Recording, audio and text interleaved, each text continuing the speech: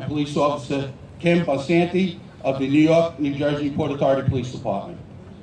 National Conference Legal Counsel is Tim Kerr. Pipe bands will now play Minstrel Boy and Wearing of the Green.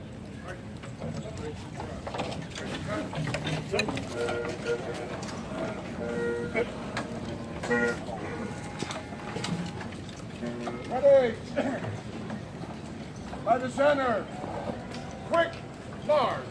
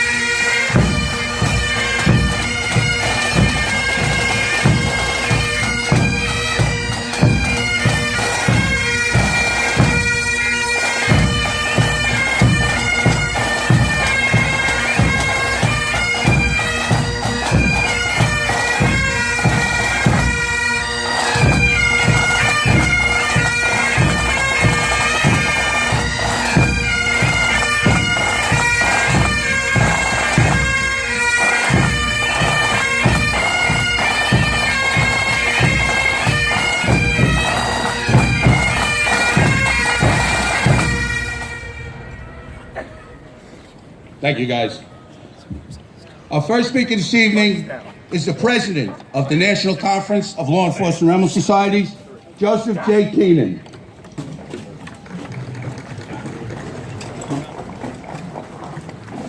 Thank you, Dennis. I would like to acknowledge Mr. Craig Floyd, chairman of the National Law Enforcement Officers Memorial Fund, who is our host for this evening's event. Also, Sheriff Joseph Cryon, Union County, New Jersey, Sheriff David Clark, Milwaukee County, Wisconsin, and Mr. Herb Giobbe and Ms. Mary Brown from the National Law Enforcement Officers Memorial Fund. They are our friends and our honored guests joining us on this platform this evening. In addition, I would like to give a special thanks to Essex County Emerald Society Pipes and Drum, who are our host, honor guard, and pipe band. I also welcome my brothers and sisters in law enforcement from across this great nation, and our friends in law enforcement from around the world who are also present with us today, along with their families and friends. But most of all, I am once again humbled by standing in front of our police survivors, the parents, siblings, spouses, children, and relatives of our nation's everyday heroes whose names are engraved on the walls of this most poignant and solemn memorial in Washington. I welcome you. To the members of the National Conference of Law Enforcement Emerald Societies, I thank you once again for participating in this most fitting and solemn occasion. In the past, I've spoken to you about feelings, how police officers have feelings of unworthiness while standing in this solemn oval. Also, the feelings of helplessness during times of tragedy while working. Then I spoke once about the shared happiness we had with our fallen comrades whose names are on these walls. And last year, if you remember, I even tried to channel my 15-year-old granddaughter on her feelings about having both parents who were police officers and how that affects children's lives. This year, I would just like to say something about the state of policing and political correctness in our nation. The most rabid example of this is the watering down of the holy seasons, whether it be Christmas, Hanukkah, Kwanzaa, Ramadan, or whatever. We are being made to feel uncomfortable if we use such greetings as Merry Christmas or Happy Hanukkah or whatever the proper greeting should be at that moment, because we might offend someone. I do not see how it is insulting to wish God's blessing on anyone, no matter who they are. Next comes the climate of the country today. Political correctness has us at war. Not just a war against terrorism abroad and at home, but for us, more importantly, a war against police on the everyday beat. The blatant disrespect for law enforcement officers is at a populist high. It is inconceivable to watch how people believe they have the right to disobey and resist law enforcement officers in the lawful performance of their duty. But what is almost worse is the everyday disrespect shown in non-enforcement situations. The problem is becoming epidemic, and the blame falls squarely at the feet of our elected officials for not only allowing and fostering this condition, but in many cases for they themselves being in the forefront of these demonstrations and horrific displays of lawlessness and disrespect.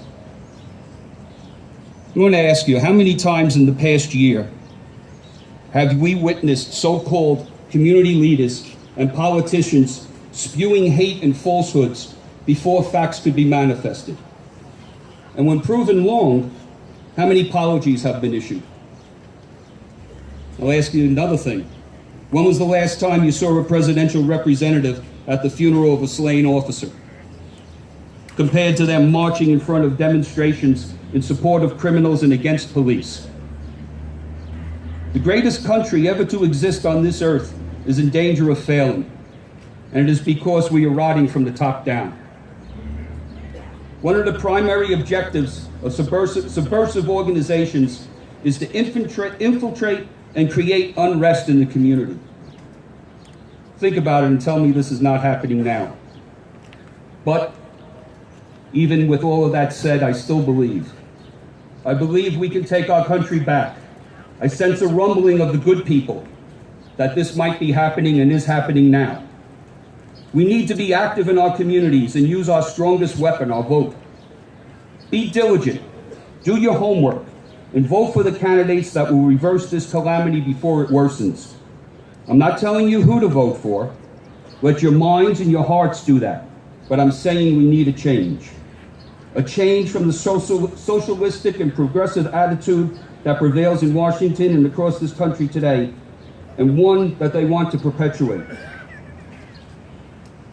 Until that happens, and every day into the future, please be careful. Be diligent during your tour of duty. The thin blue line is not just a saying. It is something that is very strong. Give every tour of duty your best honest effort, and as you've heard me say in the past, as I said many times as turning out the platoon, remember, the most important thing you will do today is to go home to your families. God bless you. God bless America. Thank you.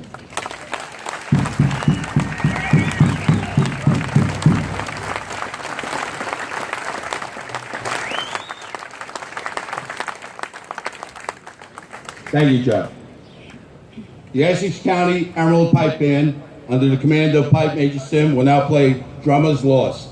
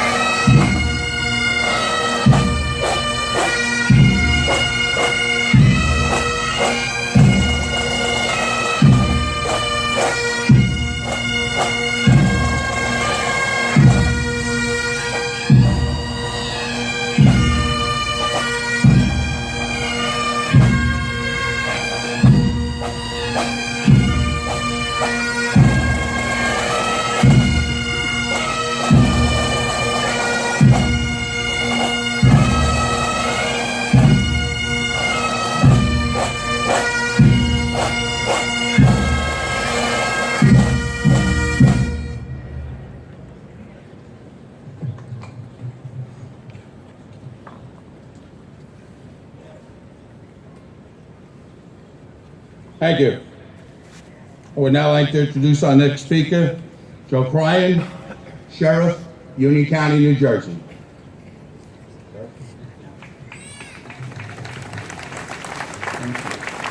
Thank you. Good evening to all of you. I want to begin by thanking the National Conference of Law Enforcement Eminent Societies, and in particular, my friends in the Essex County, New Jersey, Emerald Society Pipe and Drums, for inviting me to join you tonight on this most humbling occasion. I'm honored to be on this stage with so many dedicated law enforcement professionals, but especially with my friends, National FOP leader, soon to be retired, Ed Brannigan, and the man who brought us the opening prayer tonight, Father John McCrone. The reason I call them out is because Ed, John, and I, along with a few other folks over in that band over there, grew up in a place named Newark, New Jersey, in a section of the city named Vailsburg. It was a part of the city that the Irish settled into. Immigrants, the sons and daughters of immigrants, all who saw public service as a higher calling. Every family, it seemed, had a proud son who was a fireman or a policeman. In the Irish tradition, we knew what county our families were from, knew when someone said they were going home, it didn't mean to dinner, it meant they were going back to Ireland, and knew that we all carried the same common values: faith, family, and service. Our faith was based in a church named Sacred Heart. When Mass was every hour between 6 a.m. and noon on Sundays, and by 7 a.m., every family knew which priest was doing the sermon.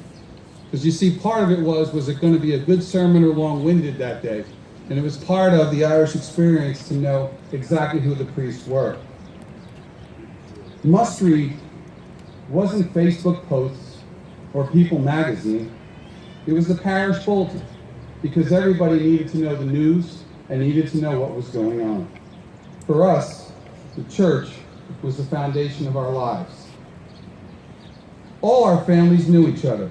We shared the same faith, and we all helped each other. We thought nothing of stopping by our neighbor's house for the latest news, a good crack, and maybe a beverage or two to help along the conversation. We grew up Irish, and we wouldn't have it any other way. Tonight, we come to honor the names on this wall. But they were more than names.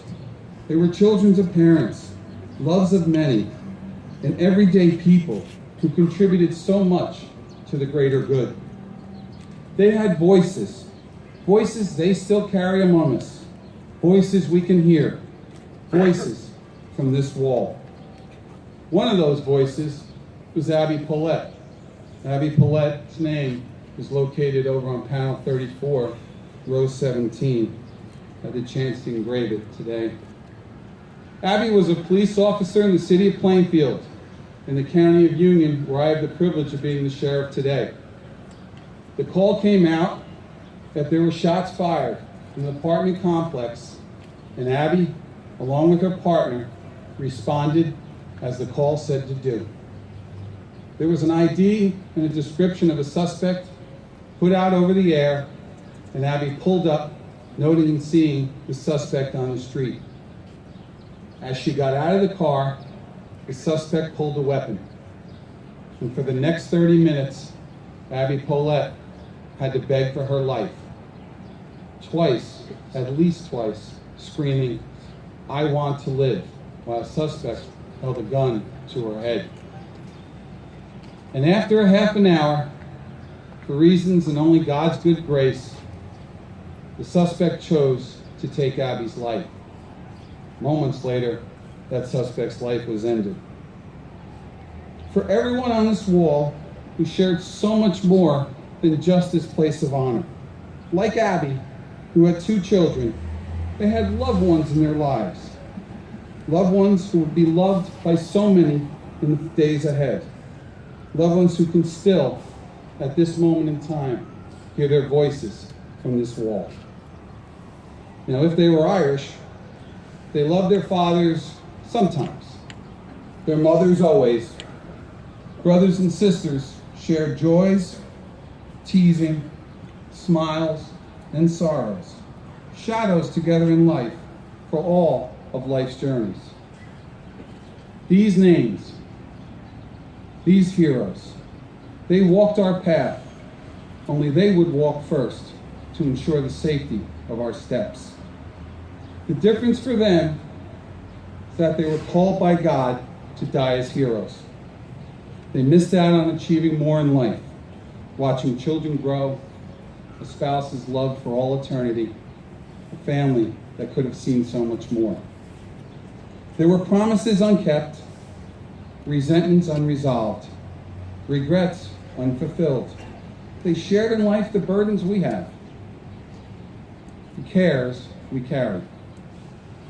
Ladies and gentlemen, we stand here in the comforts of our conscience because of them, place wreaths in their honor, but our obligation today is higher, to raise ourselves in their memory, to live more, to share our families' love more, to take each day as the gift it is given. There is a humbleness of honor that leaves a piece of us here today. We leave with cherished thoughts, with debt and with eternal gratitude, with sadness and humility. To these voices, to these names, to these people on the wall for their final sacrifice, to all of them, we say thank you.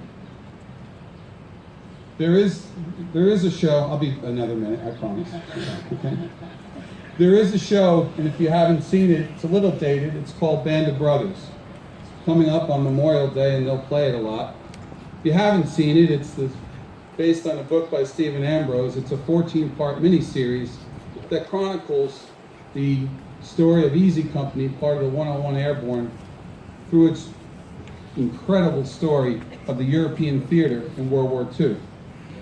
The protagonist of the story is a man named Richard Winters, Dick Winters, who rises to become a major before the war ends. And in the story and in the TV show, at the very end, at the 14th piece of the miniseries, there is the real-life Major Winters, who shares a conversation that he had with his grandson. And his grandson said to him, "Grandpa, were you a hero in the war?"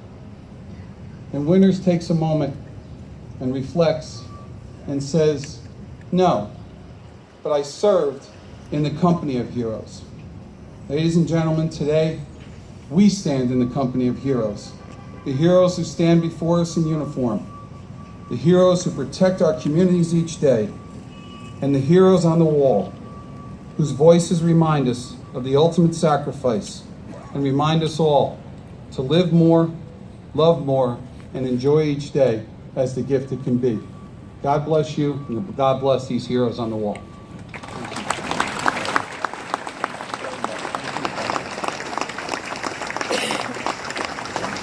Thank you, Sheriff Prime.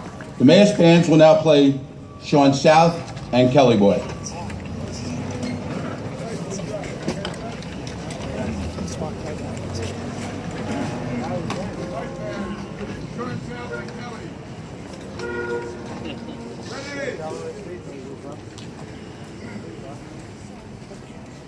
By the center, quick march.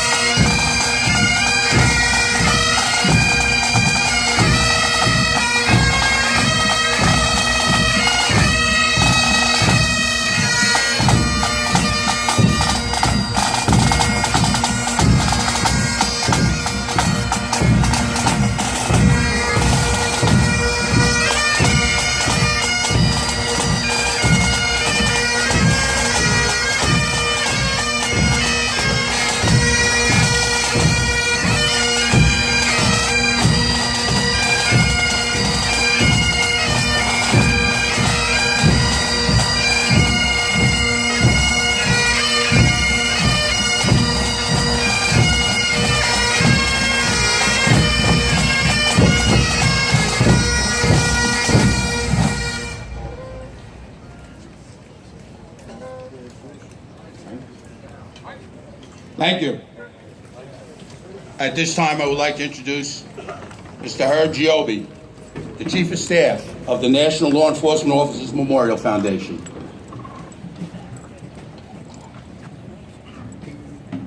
Thank you, Dennis.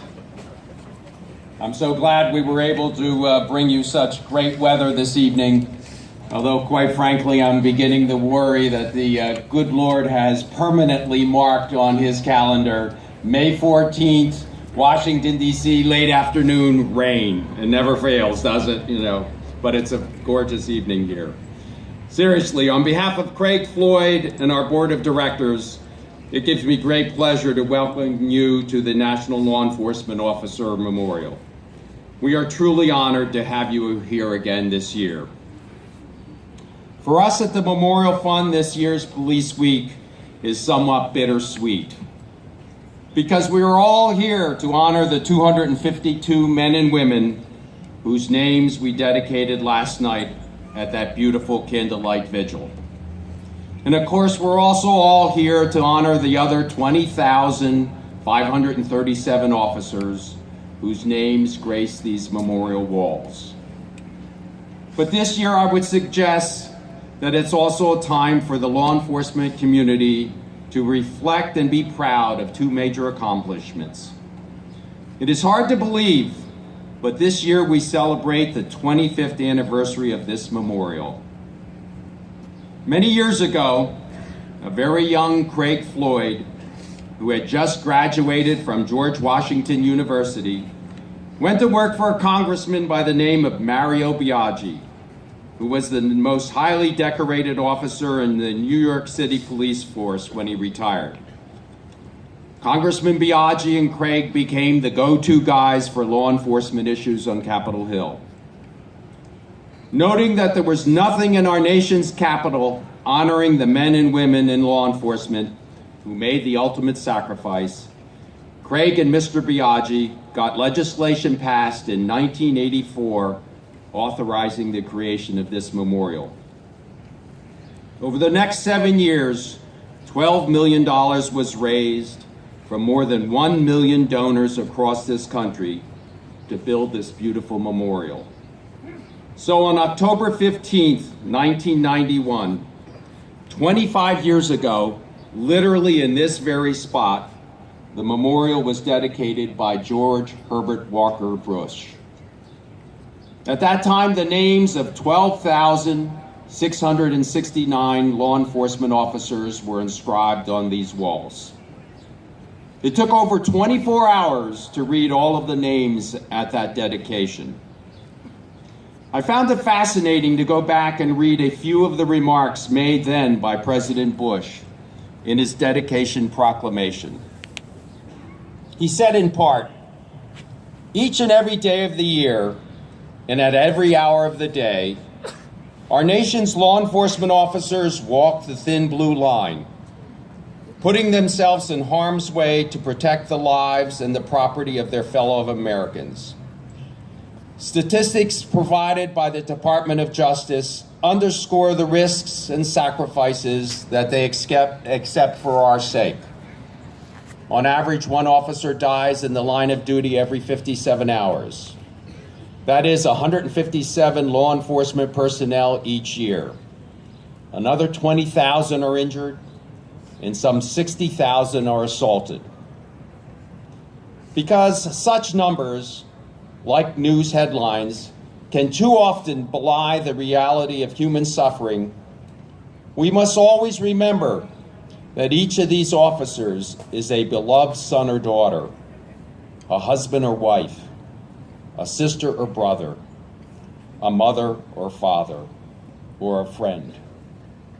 He went on to say, very presently, "Years from now, the National Law Enforcement Officers Memorial will continue to remind our visitors of the debt that we owe to those who have died in the service of public safety and justice. On this occasion, however, as we honor the fallen, let us also remember the heroic individuals who at this very moment continue to wage our nation's fight against crime. Let us pray for their well-being and let us offer them our wholehearted cooperation and support. I would like to hope that this memorial and our Police Week ceremonies have lived up to the ideals prescribed that day by President Bush, and that the memorial will always continue to remind visitors of the debt that we owe to those who have died in the service of public safety and justice. Another milestone worthy of our celebration and pride this week is that we have finally started construction on the National Law Enforcement Museum. Just take a look across that street at the beautiful construction equipment. It is really a pretty sight to see. But I don't have to tell any of you that it's been a long time coming.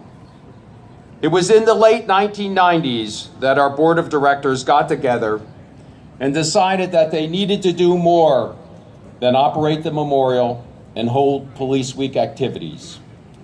They wanted to tell the stories behind the names on these walls. They also wanted to tell the stories of the almost 900,000 men and women who serve their country and fellow citizens in keeping our communities safe. So they decided to build the first ever National Law Enforcement Museum. In 2000, they went to Congress and got authorization to build that museum. Since that law was passed in 2000, almost 16 years ago, we have worked very hard to make this museum a reality. And so, with the unwavering patience and support of the law enforcement community, construction on the museum has finally begun. And with this museum, which will open in about 2 years, we also hope to fulfill President Bush's other vision in 1991, that we remember the heroic individuals who at this very moment continue to wage our nation's fight against crime, and that the museum will serve as a catalyst for the public's wholehearted cooperation and support of the law enforcement community. So on this solemn occasion of this Police Week, let us never forget the sacrifice of the 20,789 officers who have died protecting us and our community. But I submit to you that it's also okay to take a moment to reflect and be proud of the accomplishments that we celebrate today. I truly believe that it is what your fallen brothers and sisters would want you to do. Thanks again for coming tonight, and we hope that you will be here to join us many Police Weeks in the future. And most importantly, stay safe. Thank you.